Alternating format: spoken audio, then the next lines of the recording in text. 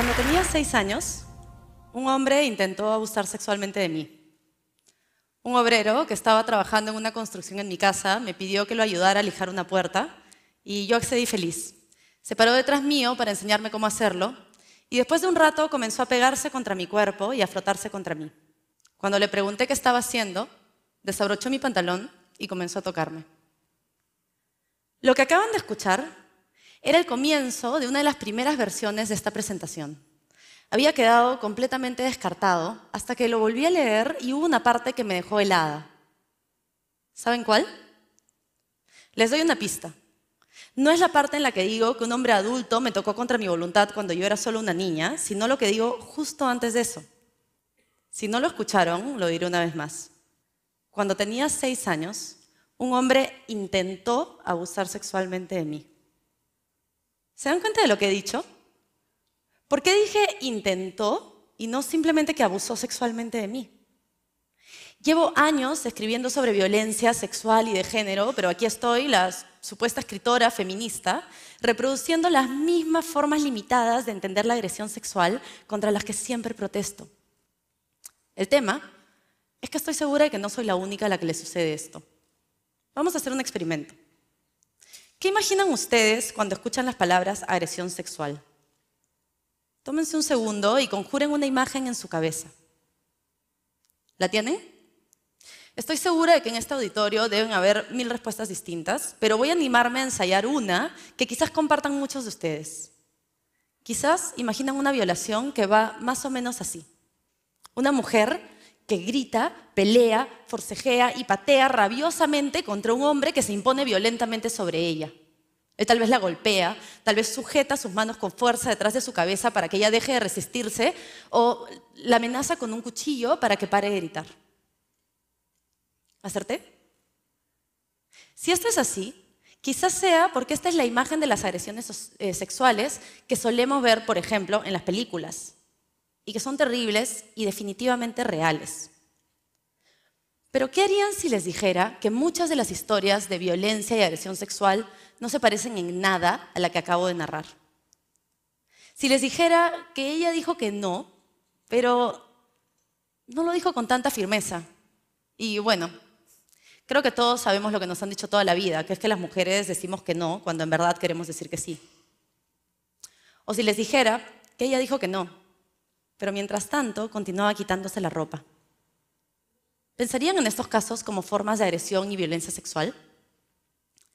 El problema es que muchos de nosotros tenemos una idea no equivocada, pero sí profundamente limitada de lo que es la violencia sexual. Y esto sucede por un simple motivo, que es que no hablamos lo suficiente al respecto. Nuestra sociedad ha normalizado la violencia de género, a la vez que ha convertido en tabú la posibilidad de hablar sobre ella.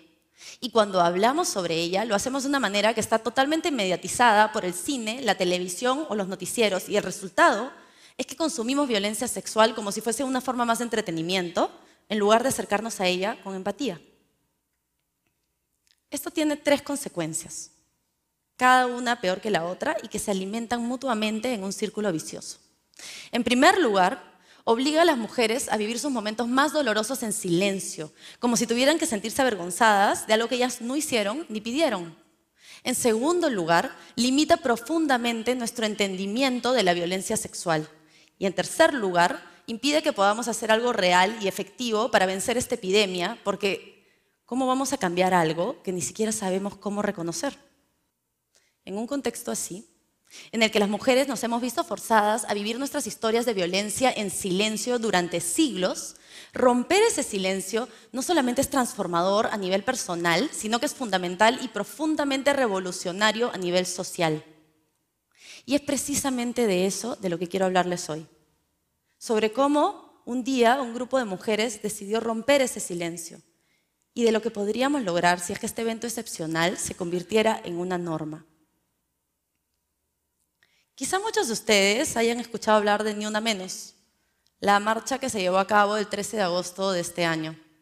Si no participaron, probablemente vieron las imágenes en los periódicos o en los noticieros.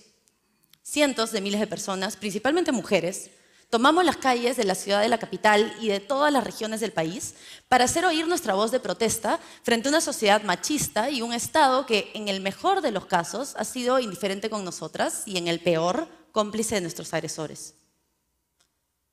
Según cifras oficiales, fue la marcha más grande de nuestra historia y si no estuvieron allí, pues van a tener que confiar en mi palabra. Fue inmensa, conmovedora, compleja e inolvidable. Hoy, sin embargo, les voy a hablar de otra cosa, de algo que quizás no vieron en los noticieros, pues su poder no podía ser capturado por una cámara, de un proceso mucho más silencioso, aunque no por eso menos poderoso, que sucedió en las semanas previas a la marcha. Cuando decidimos convocar una marcha nacional de mujeres, hicimos lo que mucha de mi generación hace cuando quiere sacar algo adelante. Entramos a Facebook. En ese momento no sabíamos qué cosa iba a suceder ni cuándo nos movilizaríamos, pero decidimos crear un grupo al que invitar a nuestras amigas para comenzar a organizarnos. Al comienzo éramos 10 o 12. A las horas, 600. Un día después, 2000. De pronto, y no pasaron muchos días para que esto sucediera, sucedió algo que nunca hubiésemos podido imaginar. Una mujer dejó un mensaje en el grupo que lo cambiaría todo. Decía más o menos algo así: creo que es fundamental dar un paso al frente y salir del closet. Comenzaré yo.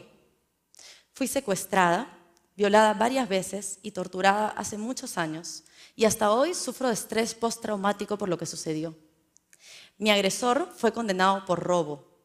La violación no agravó el caso ni fue tomada en cuenta. Cuando leímos eso en el grupo, fue como si las puertas de una represa se abrieran después de siglos de haber estado cerradas. Esas palabras en la pantalla fueron un grito de rebeldía contra el silencio que se nos ha impuesto y contra el peso que nos vemos obligadas a cargar cuando callamos nuestras historias. Su declaración generó una reacción en cadena imparable.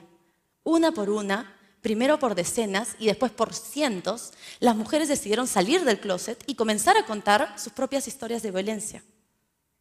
Para ese momento ya éramos un grupo de más de 60.000 personas. Si me pidieran que resumiera en una sola frase lo que sucedió, diría que fue como un acto de alquimia que transformó el silencio en sororidad y el dolor en empatía. Por primera vez pudimos hablar y pudimos escucharnos. Historias que se habían guardado en secreto durante años o décadas de pronto dejaron de ser un momento doloroso que vivir y revivir una y otra vez en privado y se convirtieron en testimonios no solo de violencia, sino de supervivencia y de resiliencia.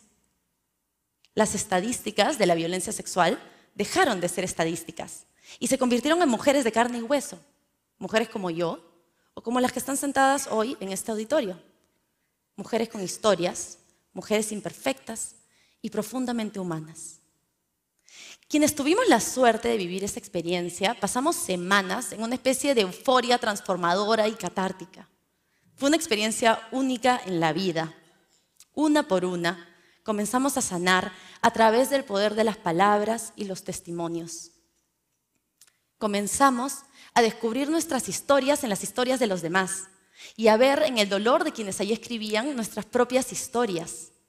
Comenzamos a entendernos como parte de una red de historias mucho más amplia y que son tan únicas como profundamente interconectadas. Por primera vez, supimos que no estábamos solas, que estaba bien hablar, que otras mujeres podían y querían escucharnos.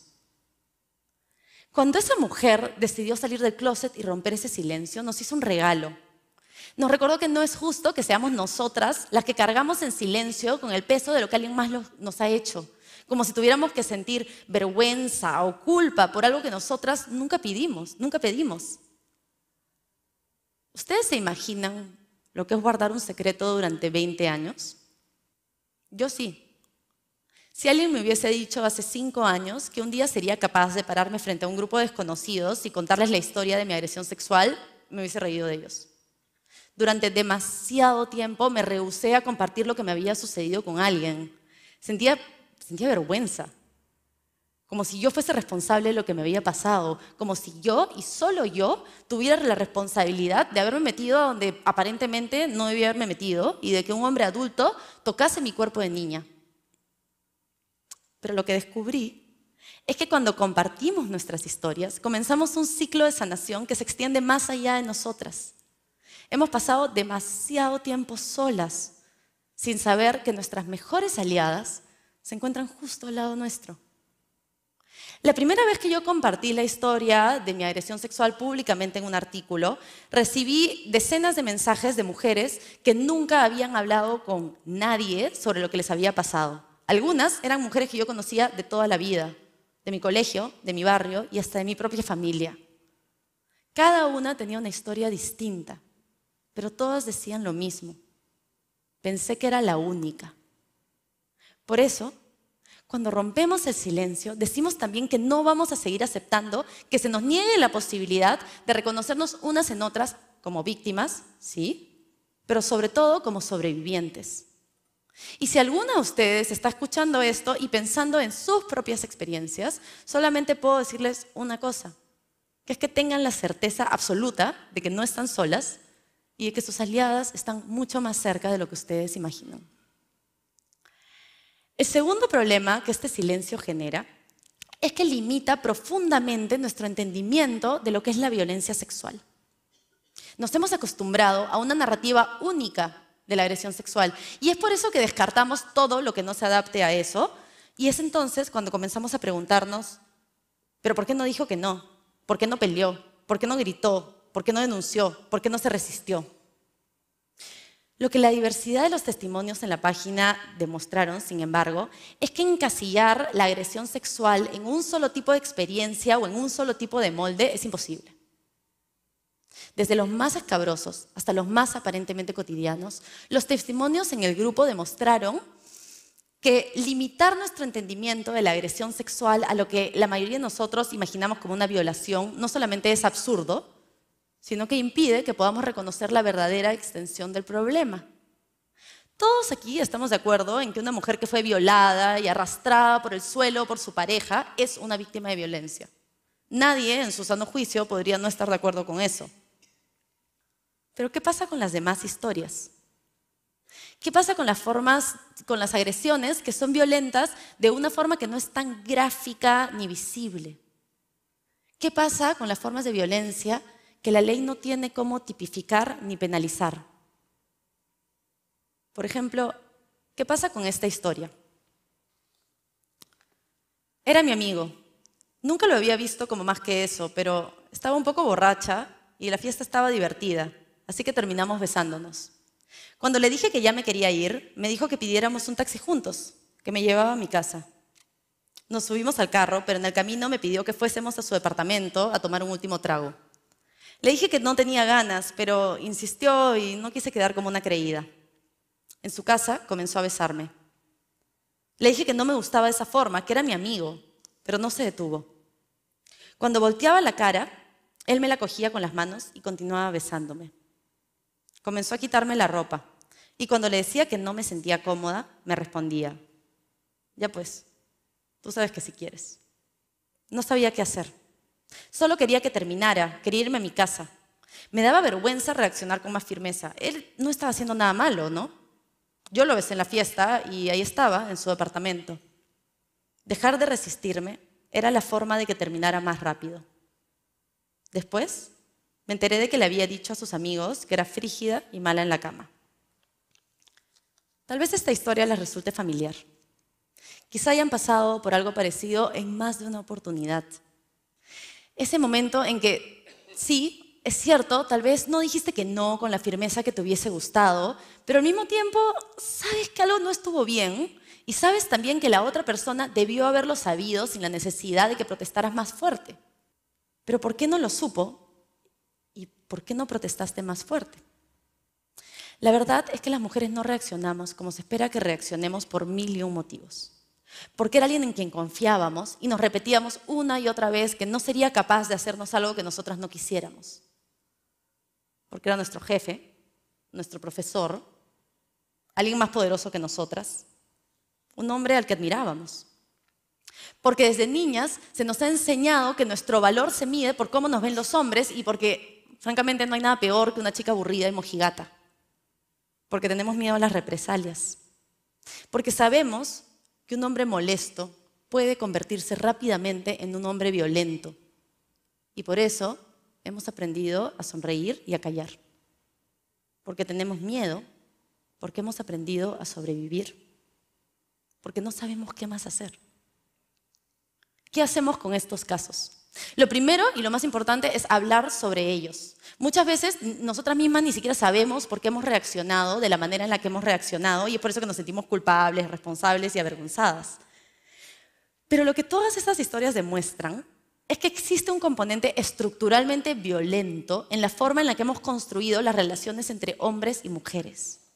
Hemos creado y normalizado roles absurdos y dañinos que engendran formas de violencia.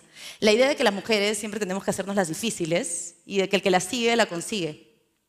Y es por eso que muchas veces, cuando una mujer dice que no o se siente realmente incómoda, los hombres piensan que ella solamente está jugando el rol que se espera de ella. El problema, o la realidad, es que la única forma de entender esto es hablando al respecto. De lo contrario, muchos ni siquiera tendrán la posibilidad de saber que algo que ellos consideraban una interacción normal, en realidad fue un acto de violencia. Pocos días después de la marcha, conversaba con un amigo muy querido sobre lo que había sentido al leer los testimonios en la página. Conversamos un rato y después me dijo algo que nunca me voy a poder olvidar. Yo nunca obligaría a una mujer a hacer algo que ella no quisiera. O por lo menos eso es lo que yo creía. Porque después de leer esos testimonios, no puedo evitar preguntarme si no he sido yo ese hombre para una mujer. Si no he sido yo el responsable de un encuentro que otra persona recuerda de esa manera. La verdad es que existen muchos tipos de violencia o algunos tipos de violencia que no vamos a poder eliminar. Pero otros que sí podemos cambiar con algo tan sencillo como el poder de las palabras y de la empatía. No me malinterpreten. Con esto no quiero decir que las leyes, las comisarías y los protocolos de urgencia y de atención no sean necesarios, porque son importantísimos y urgentemente necesarios. Pero en la mayoría de los casos, ellos solamente solucionarán lo que sucede después de una agresión. La única forma de cambiar la estructura que permite que mucha de esta violencia sea posible en primer lugar es rompiendo el silencio y normalizando estas conversaciones. Pero para eso necesitamos primero aprender a escuchar. Necesitamos crear entornos seguros donde las mujeres puedan hablar sin sentirse juzgadas ni agredidas. Y necesitamos tener las conversaciones difíciles e incómodas que, francamente, debimos haber tenido hace mucho tiempo. Nos merecemos mucho más de lo que tenemos hoy. Y tenemos la obligación de que este problema no se extienda indefinidamente hacia el futuro. Pronto llegará una nueva generación.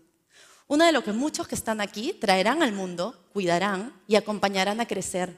Y es fundamental que esto suceda en un entorno en el que estas conversaciones sean normales, frecuentes y promovidas, para que de esa forma puedan aprender a relacionarse de una manera más horizontal, empática y sana. La única forma de lograr eso es hablando sobre esto. Tenemos el poder de cambiar las cosas y lo mejor es que podemos comenzar a hacerlo desde hoy mismo. Estoy absolutamente convencida de que tenemos la herramienta para hacerlo y de que esta es tan sencilla como comenzar a hablar. La mesa está servida, así que hablemos.